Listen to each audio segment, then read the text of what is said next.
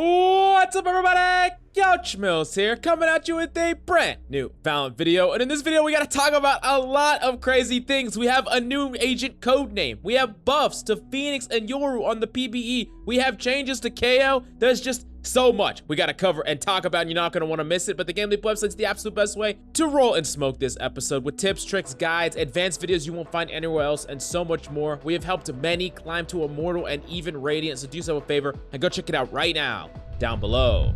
Now, the first thing that we have to cover is the new agent code name we know is being dubbed Mage. Now, that doesn't really give us a lot to go off of, I'm not gonna lie, but when I think of mages, I think of, you know, using fireballs and fucking magical spells. And if I'm being honest, the thing that we're really lacking right now is a controller, specifically a line controller, something that can fill a very similar role to Viper, and maybe that's Mage. We'll have to wait and see. But definitely let me know what ability you would create for a character called Mage down below.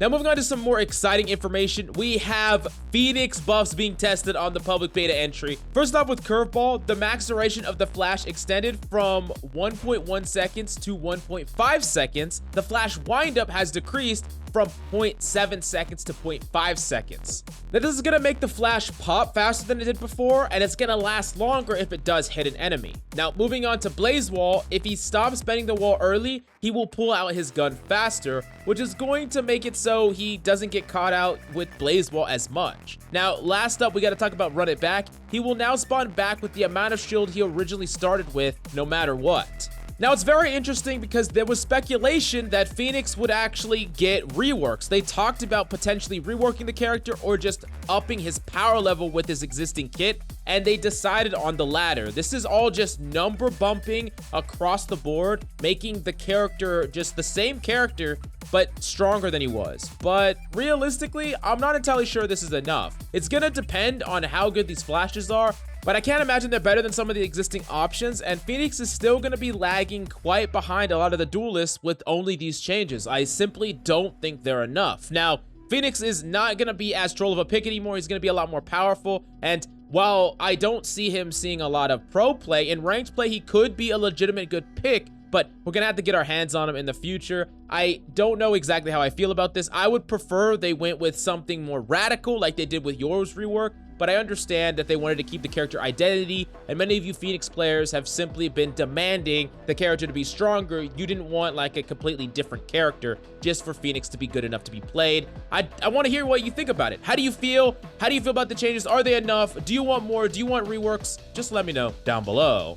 Then next up, we gotta talk about YORU buffs being tested on the public beta entry. Dimensional Drift ult, time to unequip decreased from 1.2 seconds to 0.8 seconds. Duration of his ultimate increased from 10 seconds to 12 seconds. Now, these are both big deals. The fact that you can unequip your Dimensional Drift, pop out of it, and shoot faster means that there's a lot more room for actually making gun-based plays. I know you could do it with the Shorty before because the Shorty has such a fast whip out time, but being able to do it with just almost any weapon and actually have a chance of winning that duel, you pop out with the flash, that is amazing. And I think this is going to be a really felt change. And then the ultimate just having a duration increase, 2 more seconds, it's a big deal. This is good stuff on Yoru, a character that was already pretty good, and now his ultimate is more guaranteed value, and I think this is a really good thing for Yoru mains as a whole. A lot of Yoru players are going to be really happy with this change, but if you hate Yoru, sad to say, his pick rate is going to be going up. Now, the last thing that we need to talk about are KO changes being tested on the public beta entry. First off, the fragment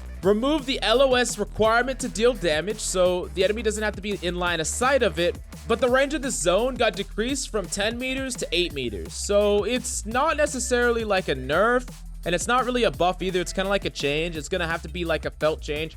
I would guess that this is probably just gonna feel pretty similar, but there's gonna be more guaranteed situations where if you properly throw it in the corner, you know for a fact that they didn't do something tricky with LOS denial to get out of it. So all in all, I think it's probably a slight buff, but let's move on to the null CMD, his ultimate. Allies are the only ones that hear the full audio when KO is revived.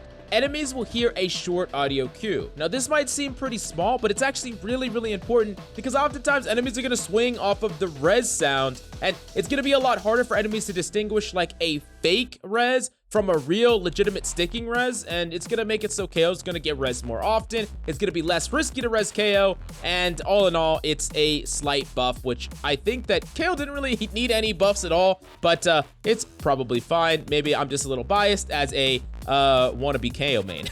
Now, the only thing that I think that this is really missing in all these leaks is there's no chamber changes. I think that most people think that chamber needs changes, including myself, but nothing yet. And I also do think it's interesting how there's a lot more buffs and none of these leaks are nerfs, which generally I think that while some people are really afraid of power creep, I personally think it's a better philosophy to buff more than you nerf. I know that not everyone will agree with me here, but you can always do global reversions later on, and people are generally happier when buffs go through. I know that it can have really bad implications for later down the line, but you can fix those later down the line. For now, having characters get buffed and get more powerful is exciting, it's fun, and no one wants to, like, hypothetically nerf every character to the power level of Phoenix, right? They want Phoenix buffs, they want YORU buffs, and yeah, it's exciting. So I want to hear how you feel about all this. What would you change if you could? What do you want to see nerfed, buffed? Definitely let me know down below. But the GameLeap website's the absolute best place to climb.